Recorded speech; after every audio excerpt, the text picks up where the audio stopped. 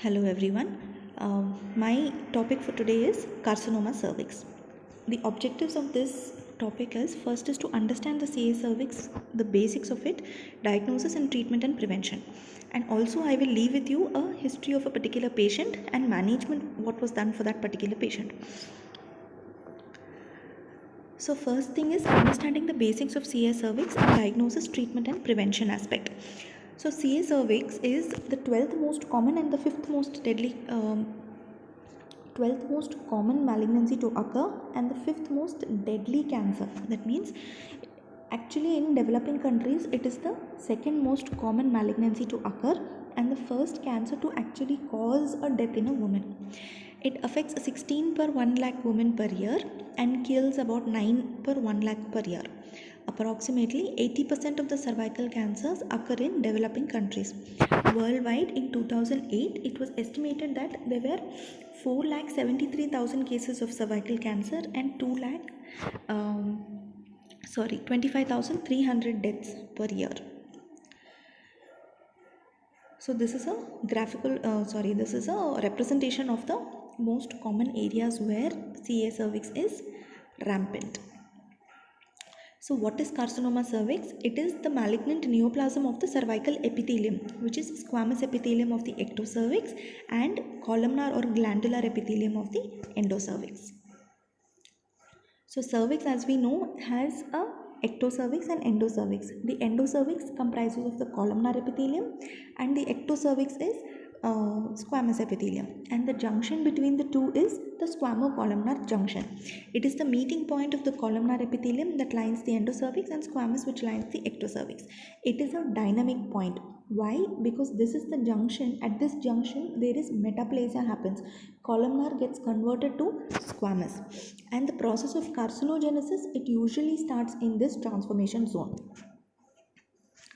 The location of the transformation zone varies among women. In teenagers, it is in the ectocervix and more susceptible to infection than in the adult. And in older women, it is usually higher in the cervical canal or the endocervix. So CIN, what is CIN? It is basically pre-malignant condition of the cervical epithelium that is graded upon the degree from mild, moderate to severe of dysplasia, in which cervical epithelium is replaced by varying degrees of atypical cells. So it has two classifications. One is the WHO classification and the Bethesda classification. So the WHO classification is CIN 1, 2 and 3, and Bethesda is a low-grade squamous intraepithelial lesion, that is L-cell and H-cell. And the two parameters, they basically depend on the spread or the histological change which occurs, whether it occurs in the basal 1/3, basal half to 2/3 of the epithelium, or the entire thickness of the epithelium. If it involves the entire thickness, it is either CIN 3 or high grade. So the pathogenesis. So what happens is, at the squamo-columnar junction, replacement of the columnar epithelium is happening and that cell is immature. So it is an immature, unstable cell. So in this, if there is a physiological metaplasia, it becomes into well-differentiated squamous epithelium. And if there is a carcinogen present at that point of time, that is either HPV, seminal fluid, histones or unknown factors, there is atypical metaplasia, which either can lead to intraepithelial neoplasia or invasive malignancy. So the entire change which occurs, as we can see, is in the transformation zone. So this is macroscopic and microscopic view of pathological changes which occur in the cervix. Okay. This is the electron microscopic picture of a malignant cell. So in this we can see the dysplasia, like in invasive cancer, the dysplasia or the metaplasia has gone beyond the basement membrane. And it involves those cells also. There is high pleomorphism, high nuclear cytoplasmic ratio is altered, and we can also make out that there is some amount of neovascularization. So the risk factors for CA cervix is early sexual intercourse, that is less than 16 years of age, early age of pregnancy, too many or frequent births, low socioeconomic status, uneducation, multiple sexual partners, STDs, infections, HPV infections, especially of the high strands, that is 16, 18, 31, 33, HIV, chlamydia, immunosuppressed individuals, OCPs, smoking, and husband whose previous wife died of cervical malignancy. When we say OCPs are a risk factor for CA cervix, but they are protective for CA ovary. So the natural history of cervical carcinogenesis is HPV plays a central role in the development. Usually 99% of the cases of cervical carcinoma will have DNA of HPV. Once epithelium is acutely infected with HPV, one of the three clinical scenarios will be there. That is, it can be either an asymptomatic infection or active infection but no genome integration, or neoplastic transformation following integration of the oncogenic HPV DNA into the human genome. So staging of carcinoma cervix, usually staging of carcinoma cervix, this is clinical staging. Okay, so in stages we have stage 1A, under that 1A1 and 1A2. Stage 1A is basically microinvasive. We cannot see it with our naked eye, and it is identified only microscopically. So you have to take a biopsy and identify this stage.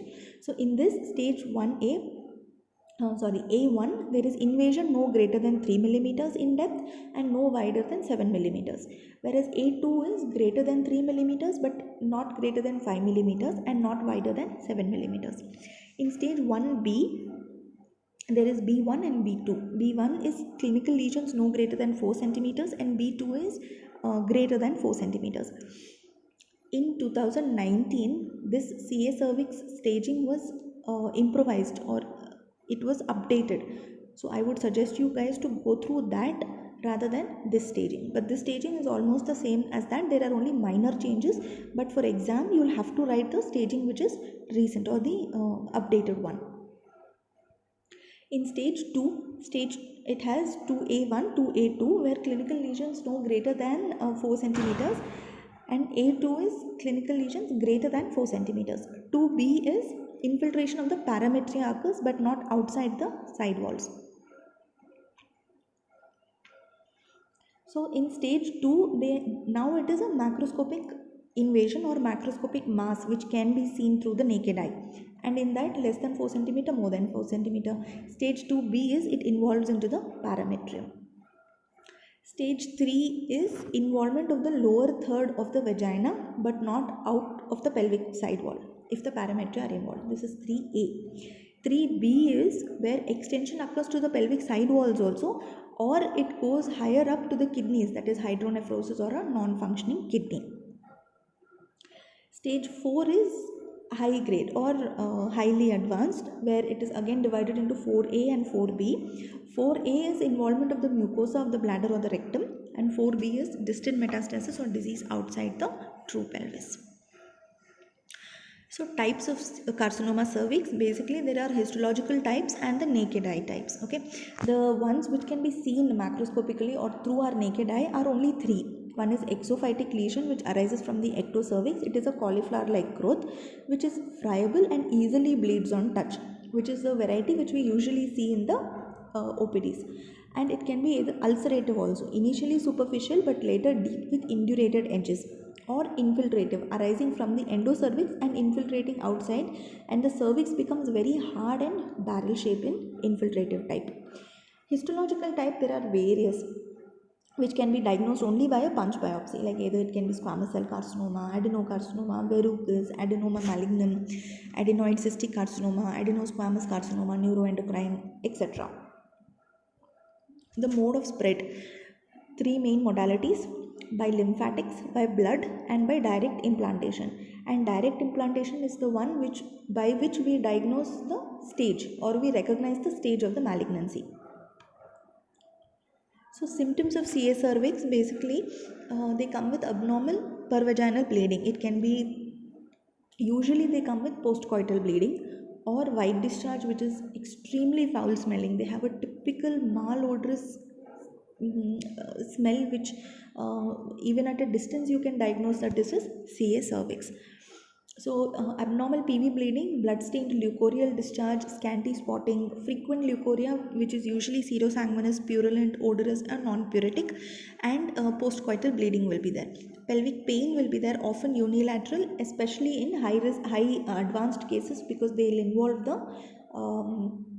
can involve either side of the parametrium, bladder, ureter, or the pelvic side walls, which can lead to pelvic pain on one side.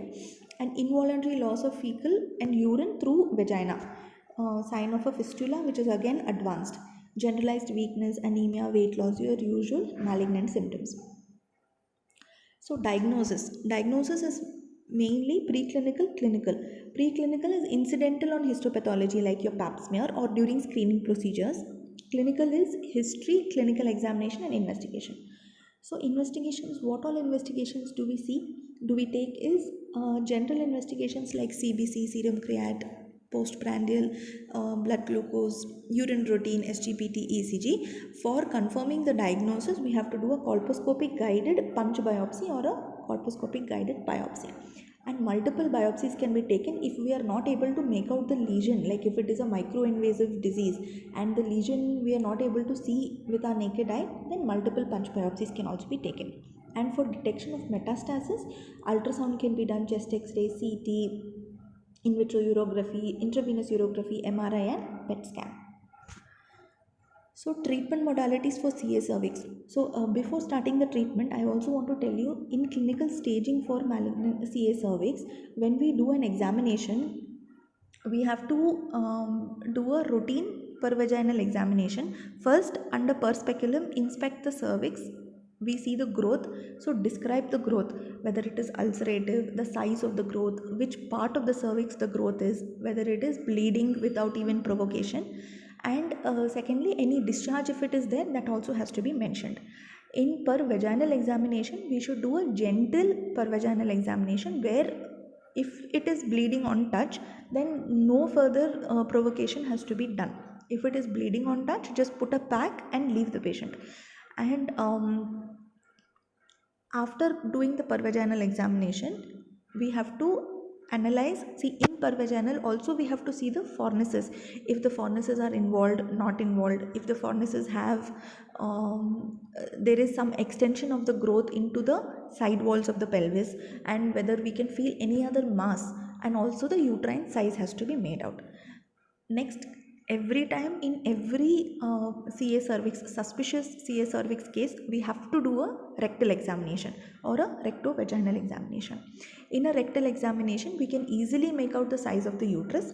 Along with that, we can also make out the extent of the mass, if it is involving the rectal mucosa or not. And based on these, we have to give a staging. Staging in CA cervix is always given based on clinical examination. It is never given based on investigations that we do. Investigations are just as a matter of diagnosis, and in advanced cases where metastasis has spread to other organs, investigations might help, like CT, MRI. You can make out that okay, metastasis has gone to the lungs, gone to the peritoneum, gone to the intestines, etc. But for CA cervix as such, staging is always given based on clinical examination. So now coming to the treatment modalities for CA cervix. So first and foremost, we can either do one of this, or we can do a combination of these treatments. Okay, so one is primary surgery, primary radiotherapy, chemotherapy, or combination therapy. So treatment protocol for CIN. Now CIN in itself is a different topic that has to be read in depth, because the treatment for CIN 1 is different, 2 is different, and 3 is different, like it varies. So CIN is a different topic which has to be read in depth. Okay, but this is just a gist of it. So first and foremost, when patient comes, we do a pap smear. If the pap smear is normal, just a routine screening again has to be done after 2 years. If it is abnormal, then you have to do a colposcopic guided biopsy. In colposcopic guided biopsy, If it is CIN1, then just follow up the patient and also individualize the patient based on her history. If she is of a low socioeconomic status, if she has multiple sexual partners, then you have to do a follow up very frequently. Otherwise, a follow up for every 6 months or 1 year is sufficient. So, follow up, even after follow up, it is normal, then shift back to routine screening. If it is abnormal on follow up, you have to go for a conservative management or further treatment based on the case and condition.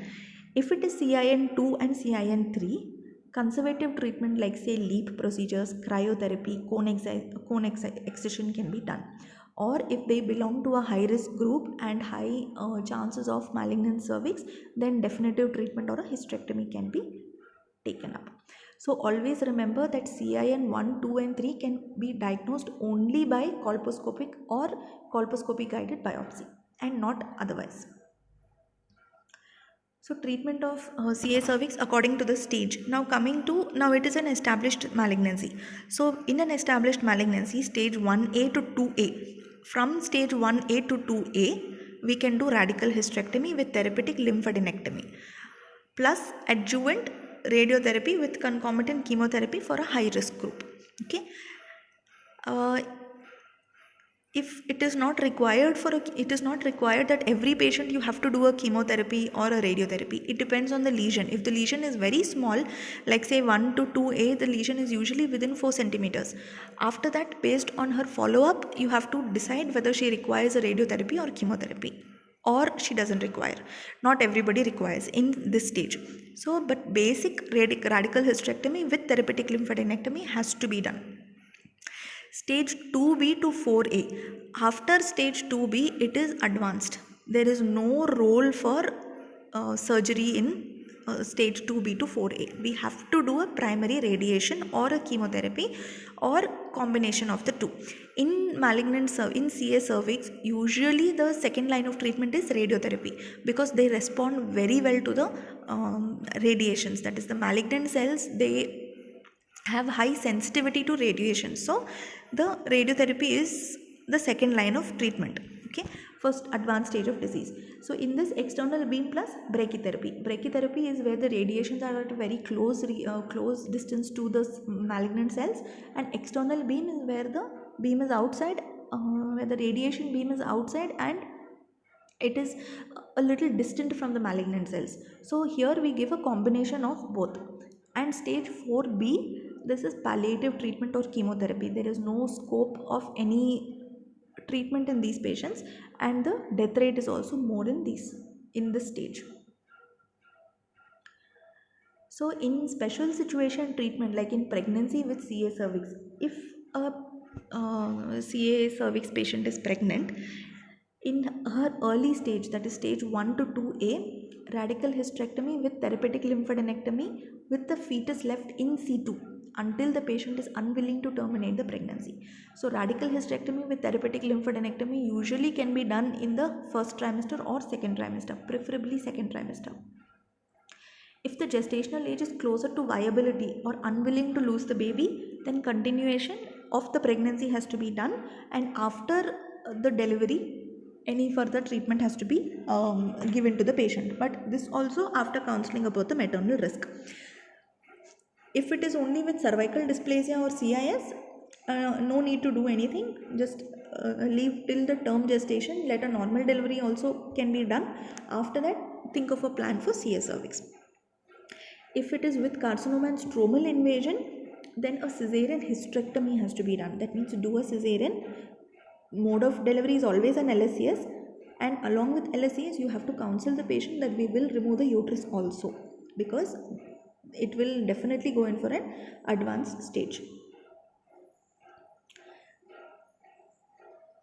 So the percentage of deaths after treatment, actually this is reversed, this graph is not quite correct, or it depicts more likely the chance of survival after treatment. If adequate diagnosis and treatment is given, more than 50% of the patients will survive after first year, whereas second year around 25% of the patients will survive.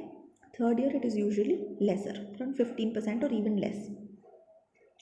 So post treatment follow up, So based on the staging, you have given the adequate treatment. So after that, how do you follow up? And this is a very important aspect of a CA cervix patient.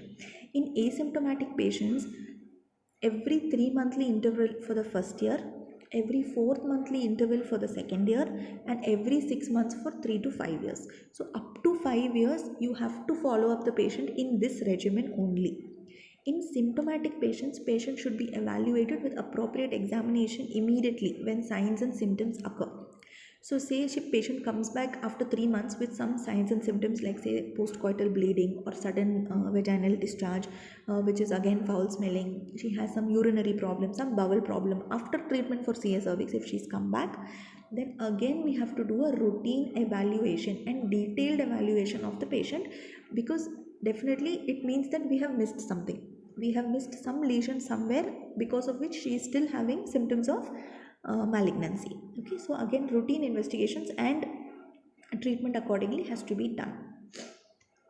So prevention, the most important methods of prevention are: first is raise the health awareness regarding CA cervix. It is so common in India or in any developing country, and many people are even unaware. Usually when they have leukorrhea, nobody, like there are many patients who will not come for an evaluation or an examination.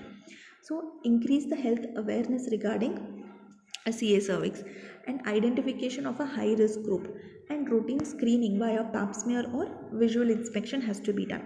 And vaccination using there are two vaccines which are available of CA cervix, Cervarix and Gardasil, and using condoms. Screening basically reduces the incidence and mortality of CA cervix in developing countries. Screening also helps in identifying the malignant cases or the abnormal cases at the earliest. And vaccination reduces the risk of cancerous and precancerous change in the cervix. Condom is useful in treating potentially precancerous changes in malignancies in CA cervix. So complications of CA cervix depends upon the site, invasion, necrosis, staging of the disease. Okay, so basically complications can vary from pyometra, VVF, RVF, ureteric pain, pyelitis or pyelonephritis. At the end, uremia and death also can occur. So the prognosis, like I said, in stage 1A, a 2-year survival is 99%, and 5-year survival is also very good. Even beyond that, patients have lived. Whereas if we come down to stage 4B, the chance of survival, 5-year survival, is 15% or less. So screening methods, basically the methods of screening is, first and foremost, we do a routine pap smear. If there is any abnormal pap smear, then we do a visual inspection with acetic acid or Lugol's iodine. If that is also abnormal, then we do a colposcopic guided biopsy. So the schedule of screening is when a patient or when an individual starts her sexual activity, at the earliest, whenever she starts her sexual activity, from then on, every year she has to get a pap smear done, at least up to the age of 30. And after 30, every 2 years or 3 yearly intervals, she can get her pap smear done if it is negative, if previously all the pap smears are negative. And this screening every 3 years has to be done up to the age of 65 years, after which you can stop the screening. So this is the overview of a CA cervix, and I have not gone into the details of the radiotherapy, because that will again depend on the stage. There are different types of radiotherapy which we give, how much of radiations we use, what are the radiations we use. Likewise with chemotherapy, what are the drugs we use. So all that is another topic altogether. But for your exam purpose, if you write under these headings, this is more than sufficient. And following this, I have put some case scenarios where the history of a patient is there. Okay, and following that, the treatment that has been given to the patient.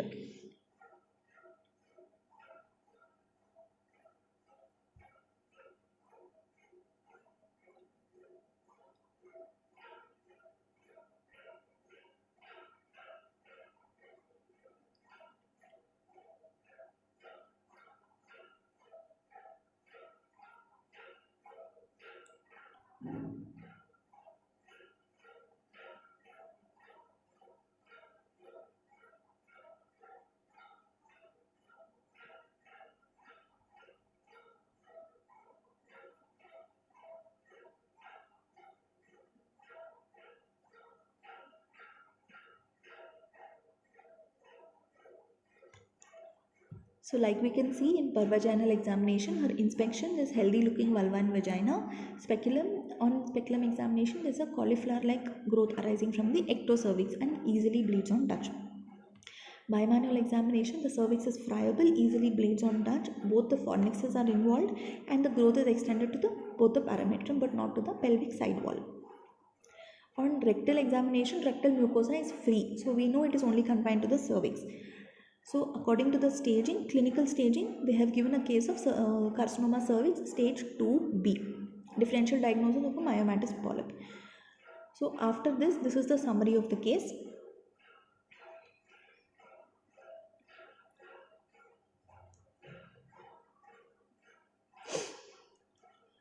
So what are the investigations that were sent? A routine investigation, serum creatinine, urine routine investigation. For confirming the diagnosis, a biopsy was taken from the growth.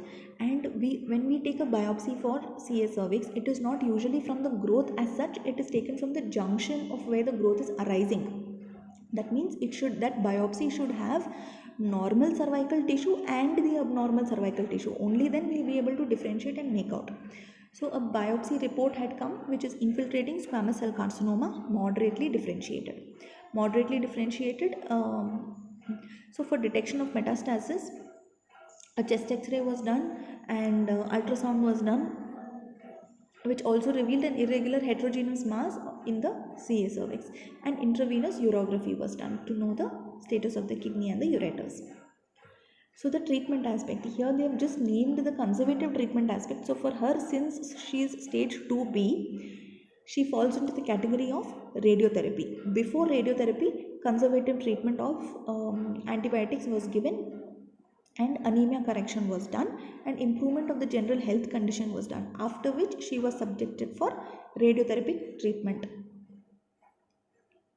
So this is the overview of this case.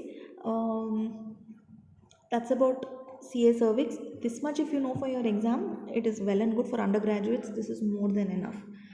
Okay, thank you, all the best.